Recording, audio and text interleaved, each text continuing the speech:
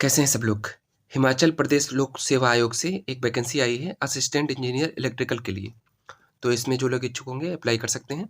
तो इसके बारे में हम लोग एक-एक करके सारी डिटेल देखेंगे कि क्या-क्या योग्यता चाहिए और जो है कैसे आप लोग अप्लाई कर पाएँगे। तो जो वैकेंसी है इसको आप लोग जो अप्लाई करेंगे ऑनलाइन रिक्रूटमेंट एप्लीकेशन ओआरए के माध्यम से आप लोग इसको अप्लाई कर सकते हैं। तो आप लोगों को करना क्या है? आप जाएँगे hppsc.hp.gov.in पे जाकर के आप लोग ऑनलाइन रिक्रूटमेंट एप्लीकेशन यानी कि ओआरए के माध्यम से आप लोग अप्लाई कर सकते हैं।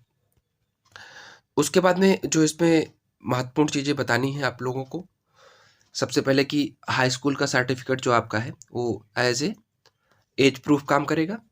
और उसके बाद में जो आपके पास डिग्री है जो ग्रेजुएशन की, वो इसके लिए योग्यता है। जो पोस्ट है इसके लिए जो आपके पास ग्रेजुएशन की डिग्री है उसको एज ए प्रूफ लगाना होगा।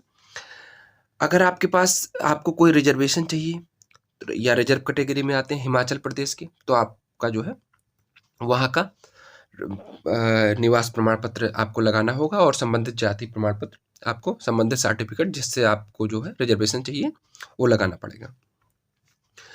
अगर आप बाहर के हैं तो आपको जो है ये डोमिसाइल सर्टिफिकेट की कोई आवश्यकता नहीं है। आपको ये ध्यान रखना है। बाहर वाले भी अप्लाई कर सकते हैं और हिमाचल प्रदेश वालों को रिजर्वेशन मिलेगा, बाहर वालों को नहीं मिलेगा।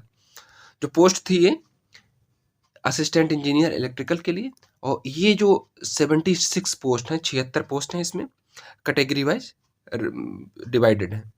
इसका जो ग्रेड पे है 5800 है।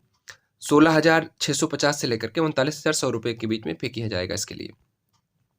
जो एसेंशियल क्वालिफिकेशन इसके लिए मांगा हुआ है, इलेक्ट्रिकल इंजीनियरिंग होना चाहिए आपके पास या इलेक्ट्रॉनिक्स, कुछ भी इलेक्ट्रिकल या इलेक्ट्रॉनिक्स में से कुछ भी होनी चाहिए, तो आप जो है इसके लिए अप्लाई कर सकते हैं।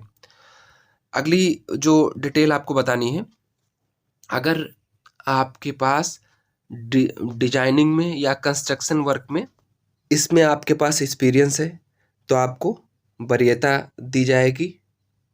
ये कंपलसरी नहीं है, आप फिर भी अप्लाई कर सकते हैं, लेकिन आपके पास अगर एक्सपीरियंस है तो आपको वरीयता दी जाएगी। ये इसकी जो है डिजायरेबल क्वालिफिकेशन है, तो कंपलसरी नहीं है। आपके पास एक्सपीरियंस है तो आपको वरीयता दी जाएगी, आपको ध्यान रखना है।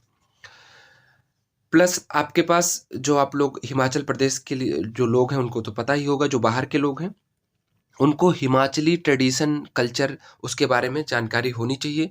अगर आपके पास ऐसी जानकारी है तो आपको जो है सबसे पहले प्रायोरिटी दी जाएगी, आपको वहाँ की जानकारी होनी चाहिए क्योंकि आप लोगों को जॉब वहीं करना है। जो आयु सीमा है इसकी 18 से लेकर के 45 वर्ष के बीच में मांगा हुआ है। और जो कैंडिडेट हैं इनका जो है आयु की गणना जो है 1/1/2022 से की जाएगी, आपको ये ध्यान रखना है।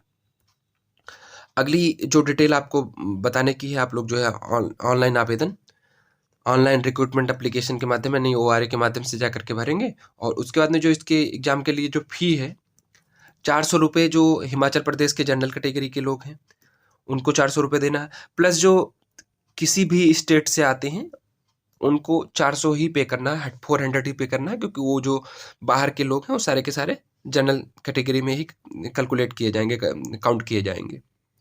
आपको ये ध्यान रखना है। जो हिमाचल प्रदेश के रिजर्व कैटेगरी के लोग हैं उनको उनके लिए फीस कम है और कुछ के लिए एग्जम्प्टेड भी है, आपको ध्यान रखना है। तो अपन पढ़ लीजिएगा कि किसके लिए क्या है। अगली जो डिटेल आपको बतानी है, जो इसके एग्जामिनेशन सेंटर हैं वो 3 बनाए गए हैं, शिमला, मंडी और धर्मशाला, 3 सेंटर हैं। तो 3 में से इसी में से आपका एग्जाम होगा, तो आपको ध्यान रखना है। जो सिलेक्शन प्रोसेस है उसमें आपकी 2 भागों में परीक्षाएं होंगी, जो 2 स्टेज में परीक्षाएं होंगी। एक तो होगा स्क्रीनिंग टेस्ट यानी कि प्रीलिम्स एग्जाम होगा। उसके बाद में अगला जो लेवल होगा वो होगा पर्सनालिटी टेस्ट यानी कि इंटरव्यू जो है आपका होगा, आपको ये ध्यान रखना। तो ये 2 स्टेज में आपका पेपर होने वाला है। आपका जो टेस्ट है वो कंप्यूटर पे हो सकता है, ऑफलाइन हो सकता है। तो ये वहाँ बाद में जो बोर्ड है डिसाइड करेगा, अभी कुछ क्लियर नहीं है। तो कंप्यूटर बेस्ड भी हो सकता है, ऑफलाइन भी हो सकता है, तो आपको ध्यान रखना है।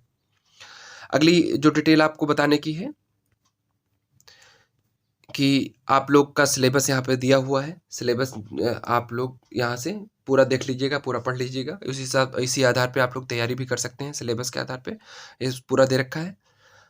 और उसके बाद में आप लोगों को अगर फॉर्म भरने में कोई असुविधा हो रही है, कोई प्रॉब्लम आ रही है, कोई परेशानी हो रही है, तो आप लोग ये नंबर दे रखा है 1800-180800-4, ये टोल फ्री नंबर है। या फिर आप जो है लैंडलाइन नंबर उस पर भी कॉल करके डिटेल ले सकते हैं, 0177-262-9738, इस पे भी आप लोग कॉल करके जानकारी ले सकते हैं। या फिर अगर आपको कोई असुविधा हो रही है फॉर्म से संबंधित, तो आप जो है स्क्रीनशॉट ले करके और मेल कर सकते हैं।